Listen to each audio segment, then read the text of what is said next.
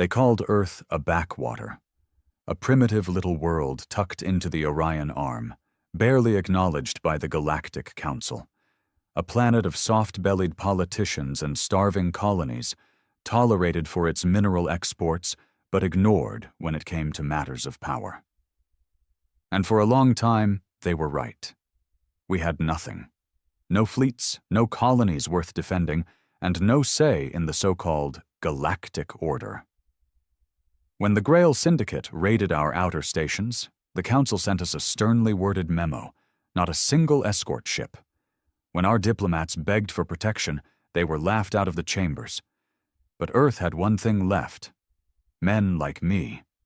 My name's Commander Jackson Cole. I'm no diplomat. I'm a soldier. Or was, before they shut down Earth's fleet 20 years ago. They told us space war was a thing of the past. That peace would reign in the Council's shadow. But some of us knew better. We'd seen the vids of burned-out colonies. We'd read the black files no politician wanted to touch. And we remembered one thing every predator understands. When you're weak, you get eaten. That's why the project existed. Buried in the ice beneath Europa, under the old mining domes, a skeleton crew kept working. Engineers, pilots, veterans. No official records, no council authorization. Just an unspoken agreement between a handful of hard men and one ruthless billionaire who'd watched his family die on the colonies. He funded it. We built it. Piece by piece. Reactor cores smuggled from abandoned Mars sites. Armor plating scavenged from derelict freighters. Weapons systems coded in dark labs where no AI monitors could trace them. The supercarrier took 15 years. We named her Leviathan. She was massive, nearly twice the length of a standard Council dreadnought. Cloaking systems that made her ghost the scanners. Railguns that could punch through planetary shields. And a core reactor so illegal, even mentioning it in Council space carried a death sentence. And we kept her hidden, because we knew. If the Council or the syndicates found her, they'd wipe us out before we could even launch. That day came faster than we thought. A week ago, the Grail sent a fleet. Not a raid this time, an invasion. 3 battle cruisers, a dozen escorts. A clear message. Earth was going to be stripped for resources, her people sold off as slaves. And the Council? They looked the other way. Again. I was called up by the project's old handler, one encrypted message. It's time. We dusted off the old launch protocols, pulled surviving veterans out of hiding, loaded the ship with everything we had. Leviathan wasn't pretty. Half of her systems were patched with outdated tech, and our crew was barely large enough to man her. But we were going up, and when we broke through the ice and hit the upper orbit, we saw the Grail fleet closing in. The bastards were broadcasting in the clear, laughing about how they'd shackle the Terran Council members first, then torch our cities from orbit. That's when Leviathan decloaked. I wish I could have seen their faces. First, the Grail fleet's comms went dead silent. Then their lead battlecruiser tried to scramble, but too late. Our first railgun salvo hit it midsection, splitting the ship in 2. No fancy energy weapons, just pure kinetic death. Panic spread. They fired back, but our cloak had masked their targeting locks. Their beams scorched empty space. We gutted their second cruiser in under 2 minutes. By the time we closed with the flagship, the Grail were screaming surrender codes. Not that it mattered. We'd all read the orders. No mercy, not this time. When the last ship broke apart, we sent one broadcast across open Council channels. This is Earth. We will no longer be prey. And that's when the real storm started. Within hours, Council fleets began moving. Not in support, in fear. Earth had just unveiled a ship no primitive world should have. A weapon that could challenge their fragile balance. Now they want us disarmed, investigated, controlled. But men like me? We didn't build Leviathan to be controlled. We built her for war. The bridge was cold, metal bulkheads, dim lighting, and the hum of a reactor running hotter than anything allowed under Council law. I stood in the command chair of Leviathan, watching the last Growl wreckage drift across the black. The battle had lasted barely an hour. After years of building her in secret, Leviathan had finally bared her teeth, and the galaxy had seen it. But I knew this was just the beginning. "Status," I barked. My XO, Commander Burke, an old-school spacer with a burn-scarred jaw, scanned the holo displays. "All Grell targets destroyed. No damage sustained. Reactor holding steady." He paused. "But we've got multiple Council interceptors inbound. Fast." Of course, they couldn't ignore this. Earth had just committed an act of defiance no Council race would tolerate. Worse, we'd proven we had teeth.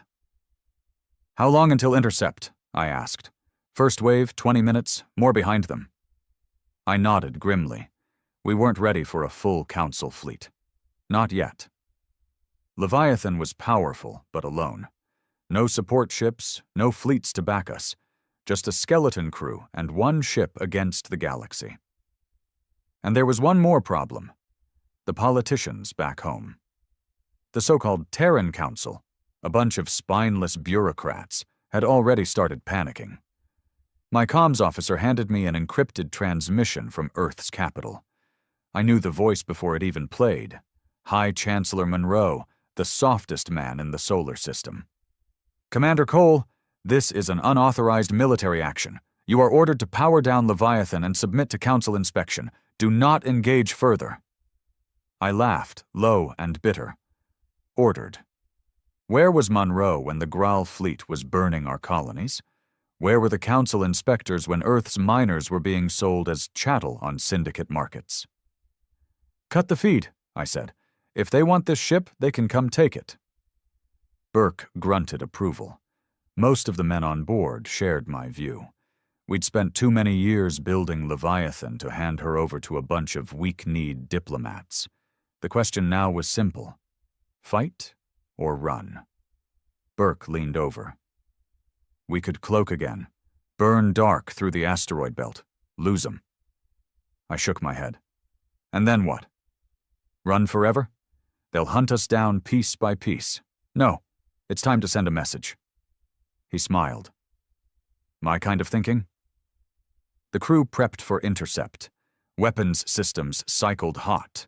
Railguns loaded. The torpedo bays, old tech, brutal but effective, spun up. I keyed open a fleet-wide channel. "Crew of Leviathan, you know what's coming. The Council won't stop. They want this ship in pieces. They want Earth under their boot. You've all got a choice. If you want out, you've got 5 minutes to evac. No judgment." No one moved. Not a single man. That's why I'd chosen them. Not the best on paper, but the hardest. Veterans who'd seen what the Council really was. Men with scars, men with reasons. I nodded once. "Then we fight." 20 minutes later, the first Council ships appeared.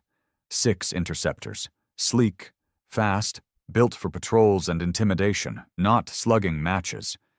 But their captains didn't know what they were dealing with. They hailed us on open bands.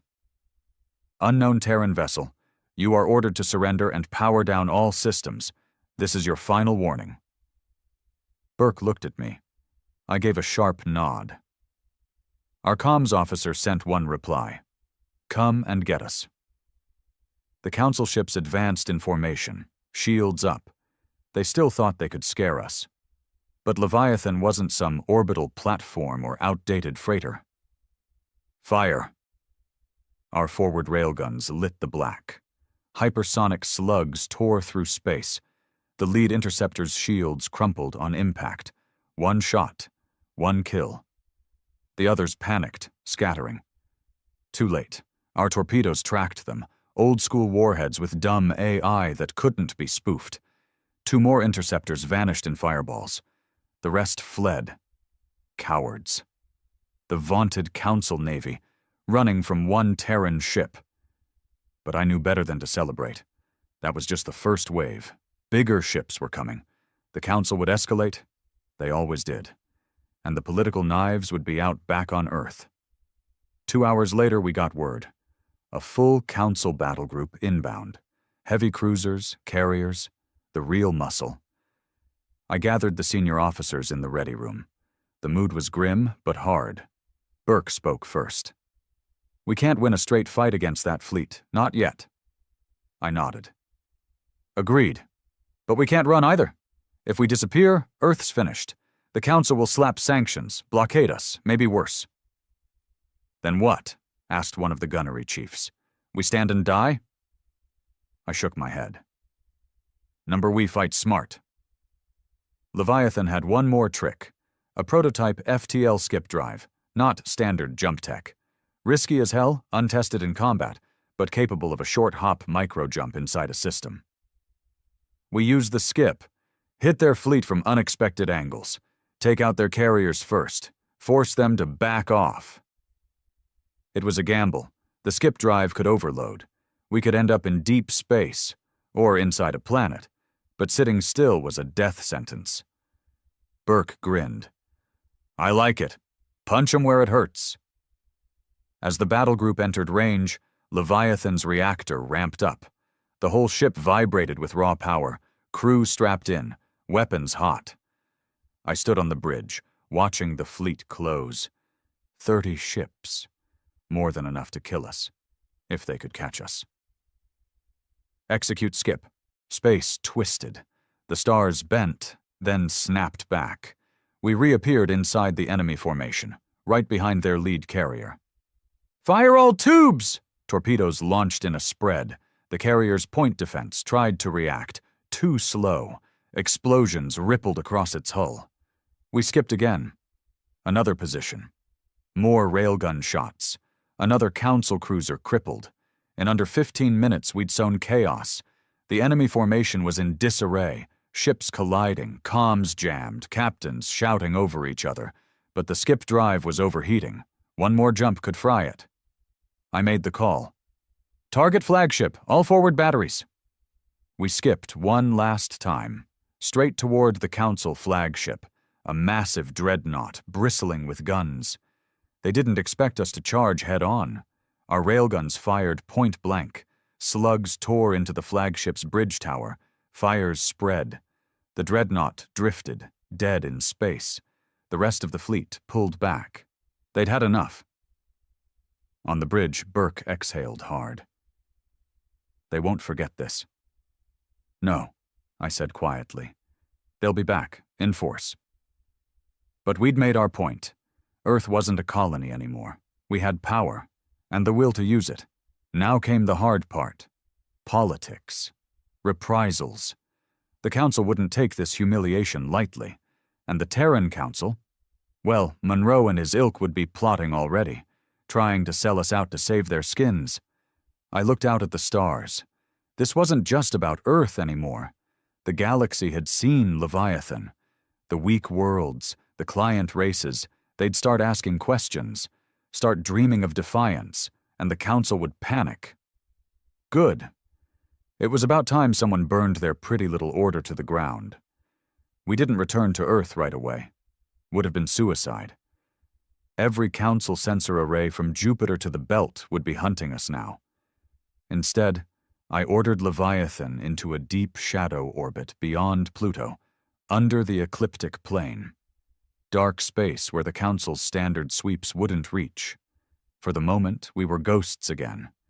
But I knew we couldn't hide forever. Sooner or later, they'd triangulate our position. And worse, back on Earth, the knives were already out.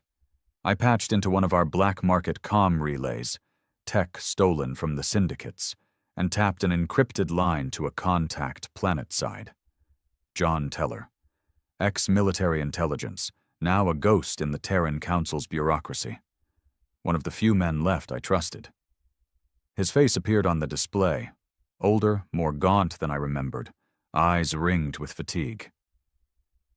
"Jackson? Christ? You really did it." I gave a grim nod. "What's the fallout?" He exhaled hard. "You're public enemy number one. The Council's gone into emergency session. Monroe's screaming for your head. Claims you acted alone. Rogue agent, unsanctioned warship, all of it. Of course. The bastard was trying to save his own skin. And the Council worlds? I asked. Split, Teller said. The core worlds want blood. They're calling for immediate sanctions. Blockade, forced inspections, maybe worse. But some of the client worlds, they're watching, curious, afraid. You lit a fire, Jackson. Good. That's exactly what I wanted. But then his expression darkened. There's more. You've got a leak. Someone high up tipped the Council off about Leviathan's reactor core, the Mark 7 prototype. That's their real fear. They're calling it a destabilizing threat to galactic peace. I swore under my breath. The Mark 7 was the heart of the ship, a black reactor decades ahead of anything the Council had. If they knew about it, they'd stop at nothing to seize or destroy us. Any idea who leaked it? I asked. Teller's jaw tightened. Someone in Monroe's inner circle. I've got suspects. But there's worse news. Monroe's petitioning the Council for authorization to send a Terran strike team after you. He's trying to prove Earth can self-police and avoid outside intervention. I laughed, bitter. Self-police? The man couldn't even order a fleet to defend the Belt colonies. Now he wanted to take down the one ship that actually protected Earth? Let him come, I said coldly. But if he sends anyone, they'd better be ready to die. Teller's eyes flickered with something like approval. Be careful, Jackson. You're not just fighting the Council now. You're fighting your own planet's leadership. I nodded once. I always knew it would come to this. After the call, I gathered my senior officers in the briefing room. The air was heavy, everyone knowing we were moving past the point of no return. Burke stood with arms crossed. So now we've got Council fleets and our own government gunning for us. Correct, I said. And we're not ready for a sustained fight. Not yet. What's the plan? One of the weapons officers asked. I brought up a system map on the holo. One location blinked in red. Xerxes Station. A forgotten mining hub in the outer belt. Unofficial, off-grid. Run by independents. Smugglers, ex-militia, anyone who'd been burned by the Council. We resupply there, I said. Fuel, munitions, intel, and maybe allies. A few skeptical looks around the room. Xerxes was dangerous territory, full of cutthroats and mercs. But sometimes the devils you knew were better than the so-called civilized Council lapdogs. We're not looking to make friends, I continued. We're looking to make waves. If word of Leviathan spreads there, the right ears will hear it, and the wrong ones too. Burke gave a slow grin. About time we kicked over the anthill. The journey to Xerxes took 12 hours on a cold burn, cloak active. We stayed dark the whole way, running silent. Every few hours we'd catch a distant ping, Council scouts sweeping the system. But none came close. When Xerxes finally loomed on the nav screen, it looked exactly as I remembered. A ragged cluster of linked asteroids, jury-rigged docking arms, old ore haulers turned habitats. No flags, no allegiances, just survival. As we approached, a grizzled voice crackled over local comms. Unknown vessel, you're in restricted space. State your business. I keyed the mic. This is Leviathan. We're here to trade. A long pause. Then, grudging amusement. Well, well. Heard about you. Half the sector's talking. Dock at Bay 4. No funny business. We eased in. Docking clamps latched on with a shudder. I took a strike team with me. Full armor, sidearms visible. Xerxes wasn't the kind of place you walked around unarmed. The station air was thick with smoke and recycled oxygen. The docking bay was watched by half a dozen rough-looking guards, ex-mercs by their gear. They eyed us warily but didn't interfere. Our contact was waiting in the shadows. Marek, old pirate lord, one-time rival, and occasional ally of convenience. Bald, scarred, eyes sharp as razors. He smirked when he saw me. Jackson Cole. Didn't think you had the balls to show up here after what you pulled. I'm not here to make friends, Merrick. I'm here for fuel and information. His smile widened. You've got both. For a price, I tossed him a data chit, encrypted council credits siphoned from the wrecked Graal fleet. Merrick checked it, satisfied. Word is the council's in a frenzy. They're rallying fleets, offering bounties. And Monroe? That little worm has put a price on your head so big half the bounty hunters in the outer systems are sniffing around. I nodded. No surprise there. But there's more, Merrick added, voice dropping lower. Some of the client worlds, they're watching. Quietly.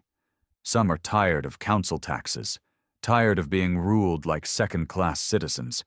Your little stunt gave them hope. I leaned in. Names? I want names. Merrick's grin was cold. You'll have them, but be careful. The council's already moving to crush any talk of rebellion. They've sent agents to the fringe worlds, black ops, assassins. They'll silence anyone too vocal. I straightened. Then it's time we got louder. Back aboard Leviathan, I called a war council. The path was clear now. We couldn't just fight defensively. We had to strike first. Phase 2, I told the crew. We hit council supply lines, disrupt their fleet movements, and we start broadcasting. Open channels across the fringe worlds. Let them know Earth isn't alone. Burke's grin was wolfish. About damn time. But be warned, I added. We've got a leak. Someone high up knows too much. Trust no one. A cold silence followed. Everyone knew what that meant. The fight wasn't just out there. It was within our own ranks, our own homeworld. But it didn't matter. We'd built Leviathan to be more than a ship. She was a message, a warning. And now the galaxy was listening. 3 days after Xerxes, the war began to turn invisible. We'd crippled a council battle group, sent a message to the fringe colonies, and sparked a fire the politicians couldn't smother. But they were fast learners. Now, they weren't sending fleets. They were sending ghosts. It started with the coded intercepts. Our intelligence officer, Lieutenant Drake, a lean bastard with dead eyes, brought them to me in the war room. Encrypted burst traffic coming off Earth, Commander. High council clearance. We cracked it. The holo display flickered, lines of text unspooling. Authorization granted. Operation Nightfall is a go. Priority target, Commander Jackson Cole. Objective, termination. Secondary, secure Mark 7 core intact. Use authorized assets. No oversight. Burke swore. They've greenlit a black kill op. Drake nodded grimly. More than that. The leak we suspected? Confirmed. This directive references internal data only accessible at the highest Terran Council levels, which meant one thing. Someone close to Monroe, maybe Monroe himself, had sold us out to the Council's Internal Security Directorate, the black-armored enforcers, killers, no trials, no laws, just execution. Targets? I asked. Drake tapped a few keys. 2 covert teams already dispatched, 1 en route to Xerxes. Too late, we're gone. Second one, headed for Earth orbit. They're planning to ambush you if you try to contact Earth again. I leaned forward. And the core? Drake's face tightened. They want it intact, which means they'll take this ship if they can. I stood.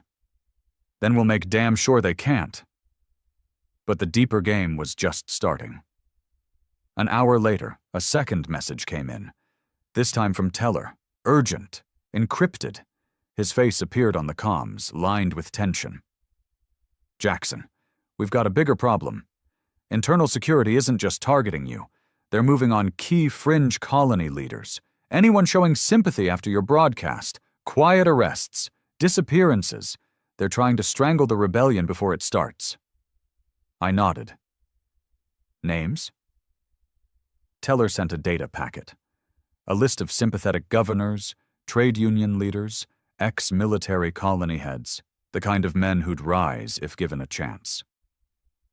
Some are already gone, Teller said grimly. The others are next unless you move fast. I felt my jaw tighten. The Council wanted a silent galaxy. Fear, submission. They'd raise worlds before letting Earth inspire open rebellion.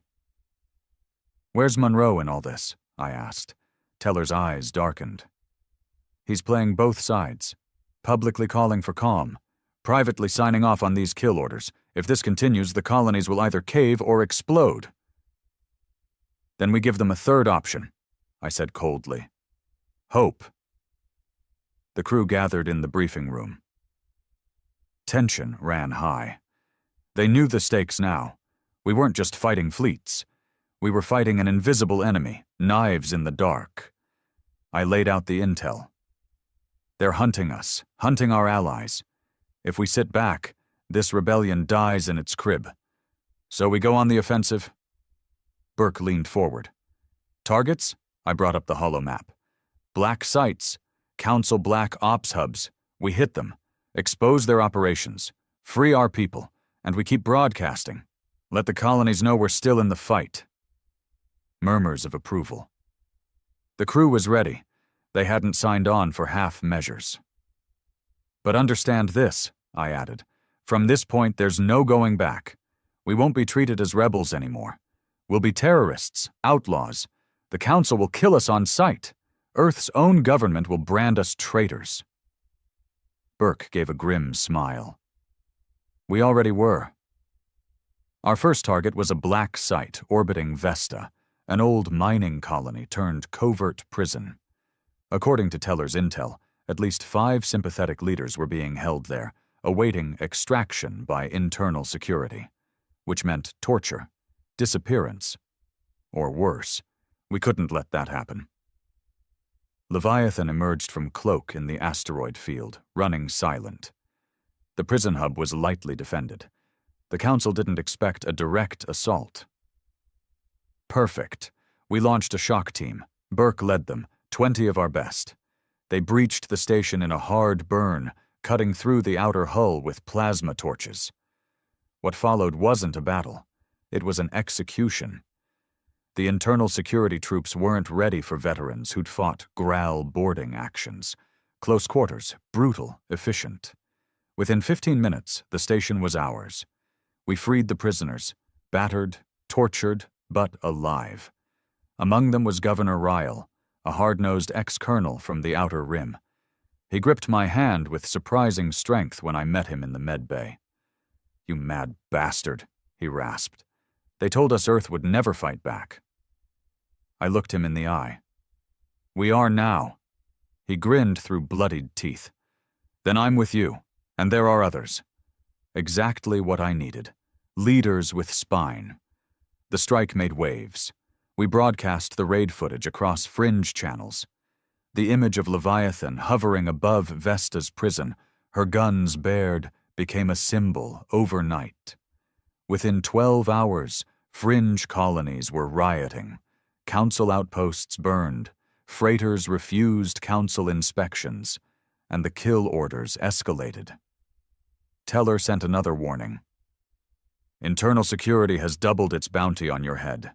They're moving elite hunter-killer teams into the system, and Monroe is now publicly calling you a rogue warlord threatening Earth's stability." I laughed coldly. Stability. He never gave a damn about Earth, but the game was sharpening. The more we hit, the more desperate the Council became, and desperate enemies made mistakes. Then came the betrayal. We intercepted a Council courier drone near Ceres, a routine intel sweep, but the data we pulled chilled my blood. A secret meeting had been scheduled, Terran Council envoys and Council internal security aboard a neutral station in the Kuiper Belt. The agenda: terms for Earth's total surrender. In exchange for Earth's autonomy, Monroe's government had agreed to hand over Leviathan. And me, alive, if possible, dead, if necessary. My officer stared at the intercepted file in stunned silence. Burke was the first to speak. "He's selling us out, selling Earth out." I nodded slowly. I always knew he would.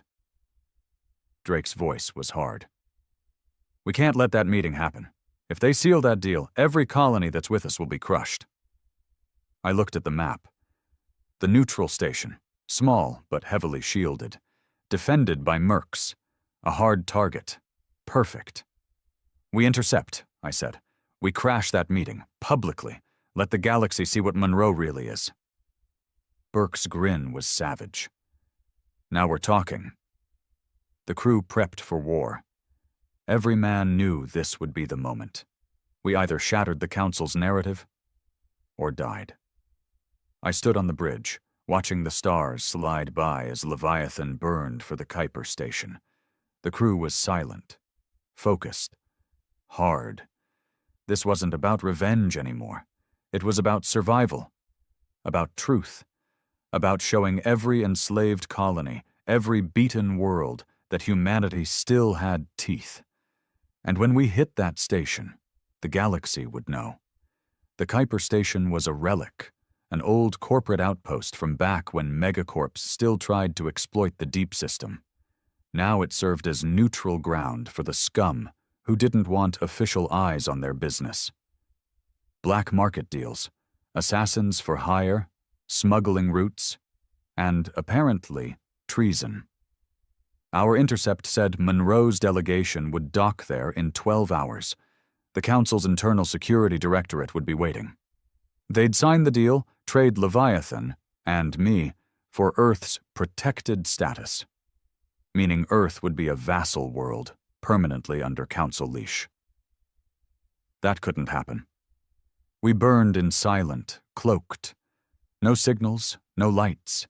Leviathan was a ghost again, but the mood aboard was heavier than I'd ever felt. Everyone knew this wasn't just another raid. If we failed here, Earth would be finished, and not from an enemy fleet, from our own damn government. I stood in the war room, the leadership team assembled. Burke, Drake, Ryle, and a few trusted officers. The station is shielded, Drake began. We can't punch through with railguns without risking the delegates we're trying to expose. Then we go in direct, Burke said. Boarding assault, face to face. I nodded. Exactly. This time we don't cloak in shadows. We let them see us. Let them know who's coming. Ryle grinned. A bold play. I like it. But Drake looked grim. Intel says internal security has brought Blackguard operatives, Tier 1 assassination teams. If we board, it's going to get bloody fast. I looked each man in the eye. We knew this wasn't going to be a clean war, I said. They brought it to us. We finish it. No one flinched. That's why they were here. 6 hours out, we dropped cloak at full burn. Let the Council see us coming. Let Monroe sweat in his polished suit. Kuiper Station's defenses lit up. Point batteries, interceptor drones. Not enough to stop Leviathan, but enough to announce our arrival. Broadcast on all channels, I ordered. Burke opened the mic. This is Commander Jackson Cole of Leviathan. Terran traitors aboard Kuiper Station. You are now exposed. We are coming. Any who stand in our way will be treated as enemy combatants. Surrender now, or face the consequences. Docking was brutal. We rammed one of the outer ports, sealed mag clamps, and cut through with breaching teams. Burke led the first wave. Full armor, pulse rifles, no quarter. Inside was chaos. Mercenaries scrambled to respond, but they weren't ready for trained veterans moving with lethal precision. First corridor secured in minutes, second cleared with grenades. Then the blackguards hit us. They came out of the smoke. Black armor, no insignia, moving like ghosts, no shouting, no mercy, just cold, efficient killing. Burke's team took casualties fast, 2 down in the first exchange. But we pushed harder. I led the second wave myself. Couldn't let my men bleed without me. Pulse fire cracked in the confined corridors. Flashbangs blinded. Smoke filled the air. It was close, brutal fighting. Blades at times when ammo ran dry. I killed 2 blackguards myself, one with a sidearm shot through the visor, one with a knife to the throat. No hesitation. No time for hesitation. Finally, we reached the core conference hall. Reinforced doors, automated turrets. Internal security wasn't taking chances. "Demo charge," I ordered. Minutes later, the door blew inward with a thunderclap. We stormed through, and there they were. Monroe. Pale, sweating, flanked by two of his pet counselors. Across from them, Internal Security's black-clad director Kyle. Thin, sharp-featured, eyes dead as space. Kale's guards moved fast, but not fast enough. Two cut down in the first volley. The rest froze, outgunned. I stepped forward, rifle raised. "Stand down," I ordered. "This meeting is over." Monroe's face was ashen. "Cole, you don't understand. This was for Earth's protection." "Protection?" I spat. "You were signing away our freedom, trading us for your own power." Kyle's voice was like ice. "You've just declared war on the Council itself." I smiled coldly. "I did that when I launched Leviathan. This is just the next step." We secured the hall, pulled every data node, broadcast the entire meeting feed, live, across open channels. The galaxy would see Monroe's betrayal, would see the Council's backroom deals.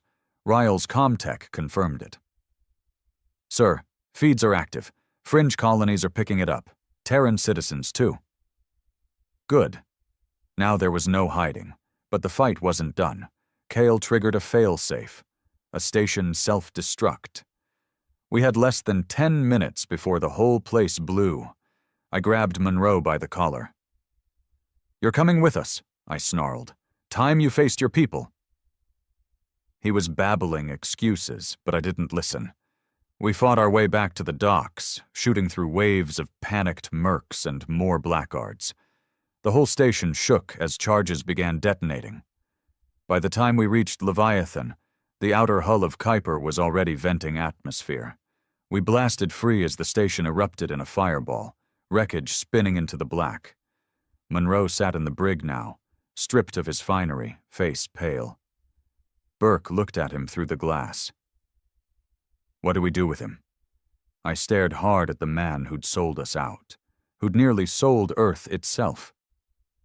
"Not yet," I said. "First we show him what the galaxy now knows. Then we let Earth decide." And Earth was already deciding. Our feeds lit up, protests in the streets, Council embassies burning on fringe colonies, more ships refusing Council transit. Word was spreading fast. Earth had a ship the Council feared, and her leaders were no longer trusted. But now we had a new problem. Drake reported in grimly. "Council fleet elements are massing near Saturn, heavy. They know you exposed them. Now they're coming in force." I looked at the holomap. The war was no longer shadow games. It was here, it was open, and we would not back down. The Council wasn't wasting time. Within 36 hours of the Kuiper Station broadcast, they'd massed a fleet bigger than anything Earth had ever faced. 30 capital ships, carrier groups, dreadnoughts with enough firepower to erase half the solar system. They weren't pretending anymore. No diplomatic missions, no sanctions, just annihilation. Our feeds picked up their transmission, blunt and unapologetic. "Terran vessel Leviathan and associated rebel forces, you are hereby designated enemies of the Galactic Order. You will stand down and submit to immediate inspection and decommission. Failure to comply will result in total military action against Earth and her colonies." I stood on Leviathan's bridge, arms crossed, watching the Council fleet array itself near Saturn, like a steel wall, like an execution squad. Burke stood beside me, his face grim. "They're serious this time." "Good," I said. "So are we." Earth's cities were already in chaos. Protests had turned violent. Government buildings were torched. Monroe's public betrayal had ignited a fire Earth's Council couldn't put out. Martial law had been declared in several regions, but the old security forces were divided. Half of them had deserted, unwilling to fight for a regime that had sold them out. And in the colonies? Riots, uprisings, council tax ships being boarded and looted, entire mining outposts declaring independence. The galaxy was unraveling, thread by thread, and Leviathan was the spark that had lit the match. I called a war council in the main strategy room. Teller joined us via encrypted link, broadcasting from a hidden node on Earth. His face looked like he hadn't slept in days. "Monroe's people are finished," he reported. "There's no government anymore, not really. Power's fractured. The military's split down the middle. Half the army's siding with the protesters, the other half's frozen. No orders, no clear leadership." I nodded. "And the people?" "They're scared, angry, and waiting." Teller leaned forward. "They're waiting for someone to show them this isn't the end." Burke gave a rough laugh. "That'd be us, then." Teller's gaze sharpened. "If you win, Jackson, if you can stop that fleet, Earth won't go back to the way it was. You'll have to lead. They'll look to you." I didn't answer. I wasn't thinking about politics. I was thinking about the 30 ships sitting out there like vultures, ready to tear us apart. But he was right. This wasn't just about survival anymore. It was about what came after. We couldn't beat the Council fleet in a straight fight. Even Leviathan couldn't face those numbers head-on. Not with our skeleton crew, not with Earth caught in the crossfire. But we didn't need to beat them. We just needed to bleed them. Bad enough, hard enough, publicly enough that they thought twice. Because one thing the Council couldn't afford was the galaxy seeing them lose. Seeing them bleed. Their control depended on fear, the kind of fear only unbroken dominance could inspire. Break that, even a little, and the whole empire would start to crack. I stood before the crew in the main hangar bay, armor suited, helmet tucked under my arm. Every man stared back at me, hard-eyed, silent, ready. "You know what's out there," I said. "You know what they plan to do to Earth. To us. They think they can crush us and walk away clean." I let the silence sit heavy for a moment. "They're wrong." I stepped forward, voice rising. "They forgot what it means to fight a human who's got nothing left to lose. They forgot who we are."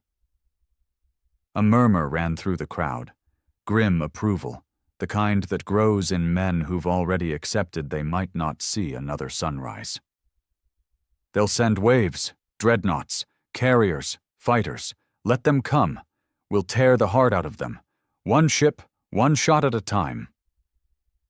A roar met my words, hard fists hitting armor plates, the sound of men who weren't ready to die quietly. We moved fast. I split the ship's strike teams, half manning Leviathan's rail batteries and torpedo tubes, half outfitting our own countermeasures, decoys, jammers, old-school tricks from wars the Council had forgotten how to fight. And we prepped the Mark VII reactor's overcharge systems. As a last resort, we could spike it, unleash a radiation pulse that would fry any ship within 100 kilometers. It would destroy Leviathan, too. But if it came to it, we'd take as many of the bastards with us as we could. The Council fleet moved. They came in waves, 6 carriers escorted by fast attack cruisers. Fighters spewed from their decks, a black cloud of death. Leviathan surged forward. No cloak this time, no hiding. We fired first, railguns tearing into the fighter wave, torpedoes slamming into cruiser hulls. The first Council carrier took a hit amidships. Its shield cracked like glass, and fire bloomed from its hangar decks. But they kept coming. Fighters swarmed us, hammering at our armor. Rail slugs punched through our outer hull. The bridge shuddered with every hit. Burke was shouting fire orders. Drake was tracking enemy targeting patterns. And I watched it all, calm, cold.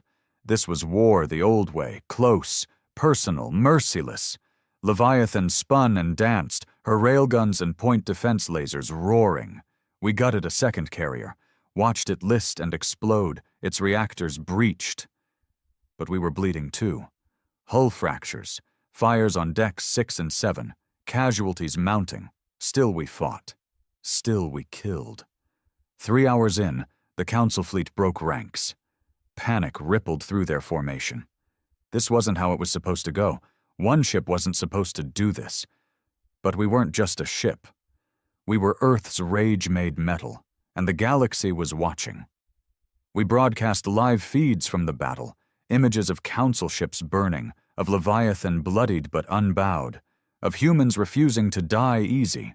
Fringe colonies picked up the signal. Riots exploded into revolutions. Council outposts fell. Even some core worlds started asking questions. And the Council fleet? They pulled back, retreating, humiliated. They left wreckage behind, their own and ours. But we still floated. We still lived. On the bridge, bloodied and smoke-streaked, I stood over the comms. Burke looked at me. "They're running." I nodded. "For now." He gave a savage grin. "You know what this means, right?" I did. The Council would come back, bigger, angrier, desperate. But Earth wasn't alone anymore. Messages were pouring in, colonies pledging allegiance, core world factions breaking away, even some fringe system fleets asking to join us. The galaxy wasn't afraid anymore, and I knew, deep in my bones, that we weren't done fighting. Not by a long shot. I turned to the crew, battered but unbroken. "We just made history," I said. "Now let's make a future." Victory should have tasted sweeter. But the air aboard Leviathan was thick with smoke, blood, and the sharp, bitter scent of burned wiring. Half the ship's systems were down or limping, hull breaches patched with temporary seals. Fires still smoldered in the lower decks. We'd survived the Council's onslaught, barely, and survival in war is never free. The casualty reports rolled in. 53 dead, over 100 wounded. Men I knew, men I fought alongside, men whose only crime was believing Earth wasn't something to be bartered away. I stood in the med bay, staring at the rows of bodies, each zipped into black bags, faces I refused to forget. Burke stood beside me, silent, jaw tight. "They gave us the only thing that mattered," I said quietly. "Time." He nodded. "What now?" I didn't answer. Not yet. A day later, the galaxy began to crack. The feeds were overflowing. Footage of the battle over Saturn had gone viral. Broadcast by sympathetic colonies, hacked into core world networks, even leaked onto Council channels. They tried to suppress it, but it was too late. Everyone had seen it. Leviathan, alone against an empire. Wounded, bleeding, but unbroken.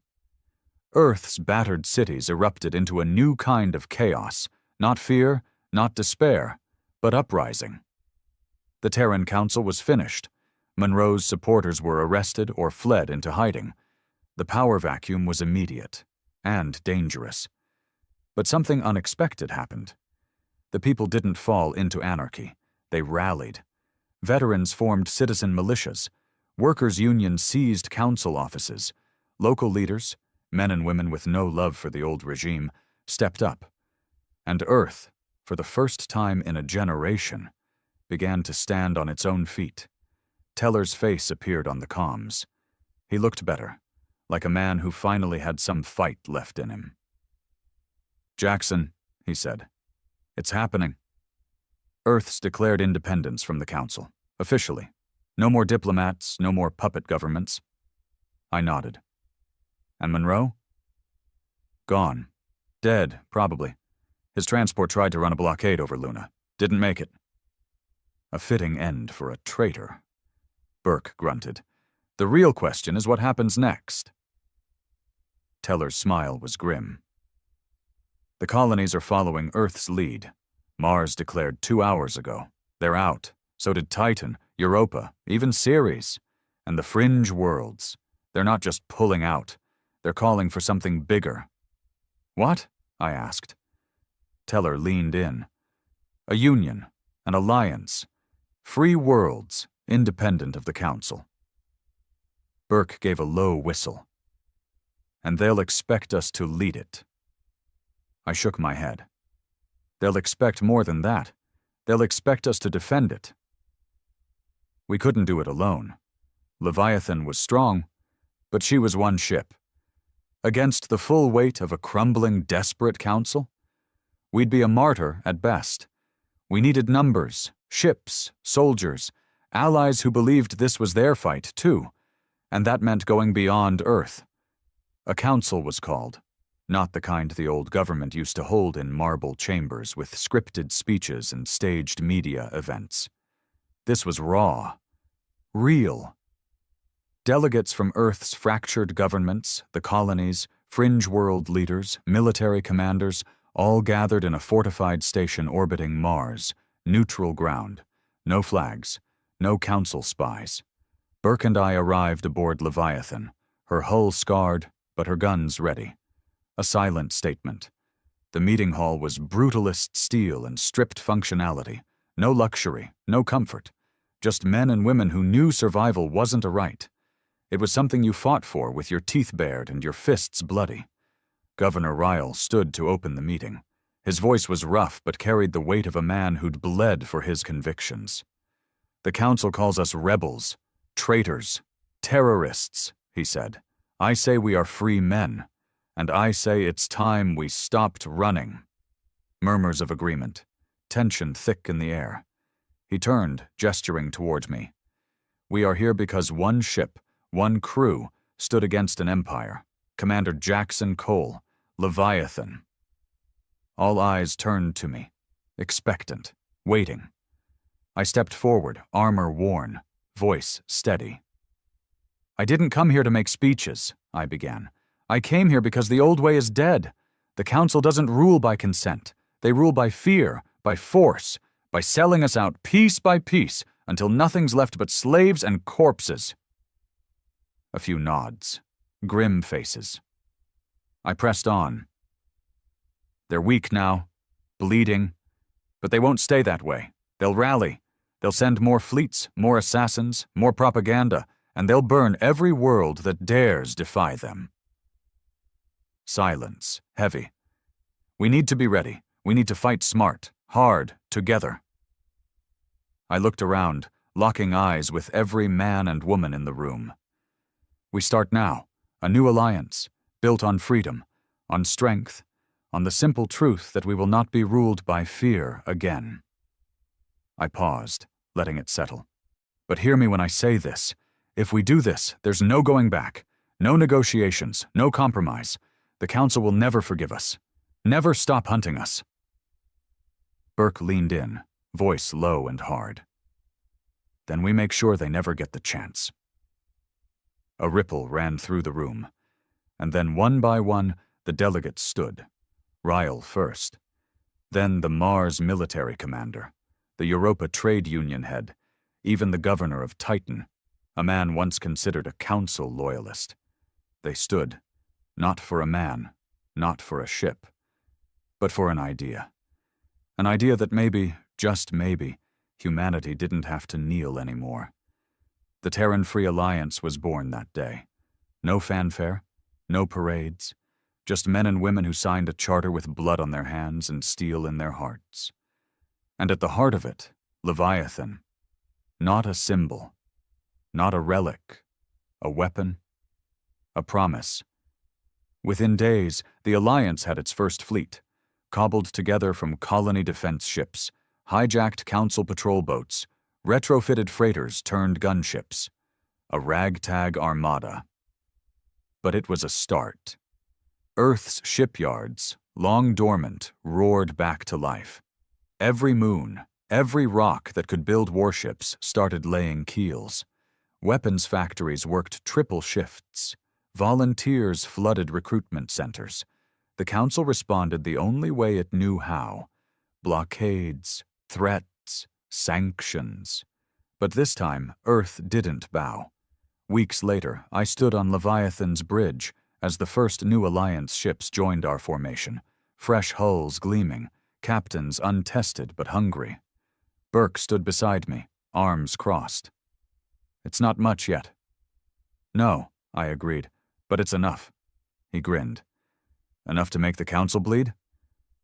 I smiled, cold and sharp. Enough to make them fear. And fear, I knew, was a hell of a weapon. We weren't fighting for survival anymore. We were fighting to win. It didn't take long for the council to respond. 2 months after the birth of the Terran Free Alliance, the council declared full-scale war. No more political games.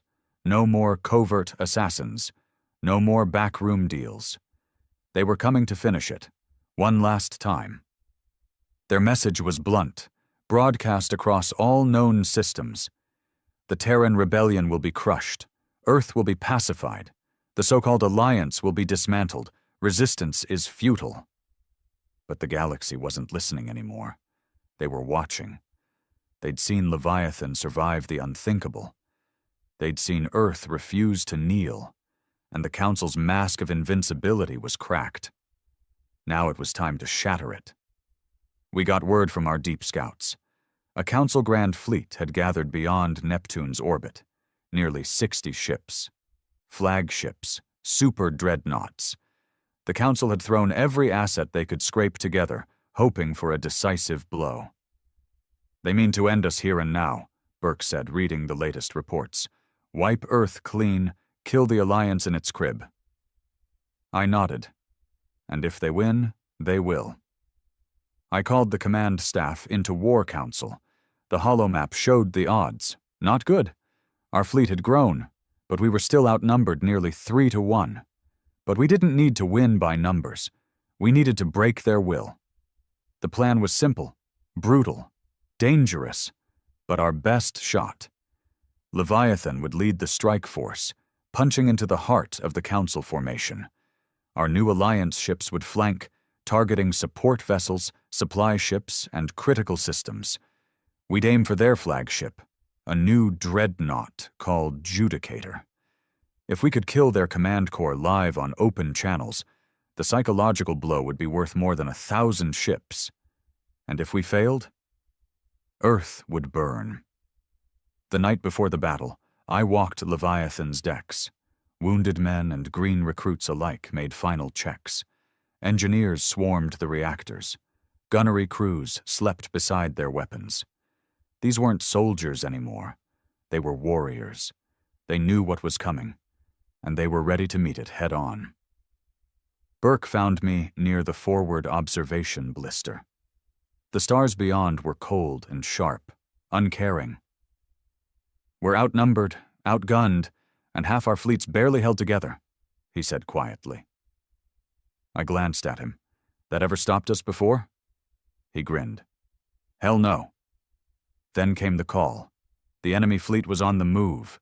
Burn signatures rising, course locked on Earth. No negotiation, no stalling. They were coming, and so were we. The battle began at 0400, Alliance Standard Time. Leviathan dropped cloak at the head of the fleet, leading a spear thrust straight through Neptune's rings. Debris scattered. Council picket ships scrambled. Too late. We hit their outer screen first, railguns tearing through light cruisers. Torpedoes took out escort frigates. But then the real fight began. The main council line opened up. Beams of hard light, plasma lances, fields of massed kinetic fire. Space lit up like hell's own forge. Leviathan took hits. Armor plates cracked. Fires broke out. But she held. Bloodied, but unbroken. The Alliance fleet swarmed in, ragged, makeshift, but burning with fury. Council ships started to falter, not used to fighting enemies who didn't break and run. Then we saw her, Judicator, at the heart of their formation. A beast of a ship, heavily shielded, bristling with guns, the Council's pride. Burke slammed a fist onto the tactical console. That's our kill, sir. Full burn, I ordered. All batteries, all hands. Leviathan surged forward through a gauntlet of fire. Fighters swarmed us. Frigates tried to block our path, and died for it. We fired everything. Railguns, torpedoes, pulse batteries. One of Judicator's escorts exploded in a chain reaction. but we were bleeding too. 2 decks gone, reactor output down 20%, casualties mounting. Still we drove forward. Still we refused to break. Finally we closed to knife fight range. Judicator's shields flared, but they couldn't stop our forward batteries. Our main railgun charged, a full power shot. Burke's voice rang out. "Target locked!" "Fire!" The slug ripped through space, slammed into Judicator's forward quarter. Armor peeled away. Secondary explosions rocked her spine. But she wasn't dead yet. Her guns roared back, a direct hit to Leviathan's dorsal array.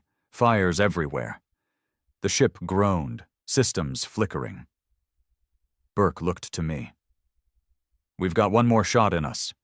I nodded once. "Make it count." Our reactor surged dangerously close to overload, the Mark 7 pushing past safety limits. One last railgun charge, one last hope. We aimed for the bridge and fired. The slug punched clean through Judicator's command tower. On every open channel, the feed cut and then flickered back, showing the Council flagship dead in space, burning, drifting. Their fleet hesitated. Then it fractured. Without leadership, without command, they broke, some retreating, some surrendering, some running for deep space. The Council's grand fleet shattered. Leviathan hung in space, barely alive. Fires raged. Casualties were high. Half the ship was dark. But we had won. Burke stood beside me on the bridge, bleeding from a gash over one eye. "Hell of a fight, sir." I nodded. "And just the start." The Council was broken, but not dead. Core worlds were fracturing, revolts rising, the old order crumbling. But they'd be back, new fleets, new strategies. And we'd be ready. As the Alliance fleet gathered around Leviathan, battered but victorious, messages flooded in. Worlds declaring independence, colonies offering aid, militias rising. Earth had not only survived, it had led. I stood before the battered crew of Leviathan, armor scorched, voice steady. "We've done the impossible," I said. "We've shown the galaxy that humans don't kneel, that we don't break." I looked around, at the men and women who had made history. "This isn't over," I said. "The fight is just beginning. But today, we won." A roar met my words, defiant, raw, human. The galaxy would never be the same, and neither would we. Leviathan turned toward Earth, her scars a badge of honor. Ahead lay war, rebuilding, and a future forged in the fire of rebellion. But we would meet it head on, together.